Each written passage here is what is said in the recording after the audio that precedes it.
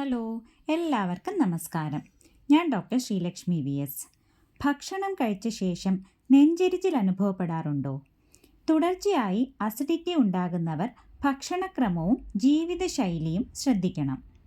ഒരുപാട് സ്പൈസി ആയിട്ടുള്ളതും പുളി, ഉപ്പ്, പുളിപ്പിച്ച ആഹാരം ഇവയുടെ അമിത ഉപയോഗം ഒഴിവാക്കുക. ചായ, കാപ്പി, മദ്യം ഇവ പരിമിതപ്പെടുത്തുക.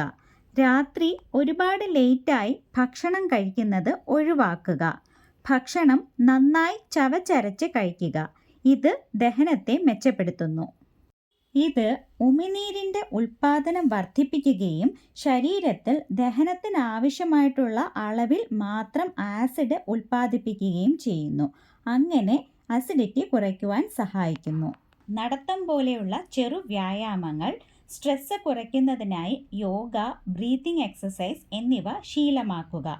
ഭക്ഷണം കഴിച്ചു കഴിഞ്ഞ് 2-3 മണിക്കൂർ കഴിഞ്ഞതിന് ശേഷം മാത്രം കിടക്കുക. തല ചെറുതായി പൊക്കി വെച്ച് വേണം കിടക്കാൻ. നന്നായി വെള്ളം കുടിക്കുക. തേങ്ങാവെള്ളം, പച്ചമോര് എന്നിവ അസിഡിറ്റിക്ക് വളരെ ഫലപ്രദമാണ്. മാത്രമല്ല നെല്ലിക്ക, ഇതിലടങ്ങിയിട്ടുള്ള വൈറ്റമിൻ സിയും ഇതിൻ്റെ ആൻറ്റി ഇൻഫ്ലമേറ്ററി പ്രോപ്പർട്ടിയും അധികമായി ഉൽപ്പാദിപ്പിക്കുന്ന ആസിഡിനെ കുറയ്ക്കുന്നു. ഇതിന് ഒരു കൂളിംഗ് നേച്ചറും ഉണ്ട്. തുളസിയില നന്നായി ചതച്ച് കുറച്ച് വെള്ളത്തിൽ ചേർത്ത് കുടിക്കുന്നതും ഫലപ്രദമാണ്. ഇതിൻ്റെ anti inflammatory, anti ulcer property acidity കുറയ്ക്കുവാൻ സഹായിക്കുന്നു.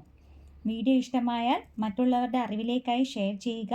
വീണ്ടും മറ്റൊരു വീഡിയോയിൽ കാണാം.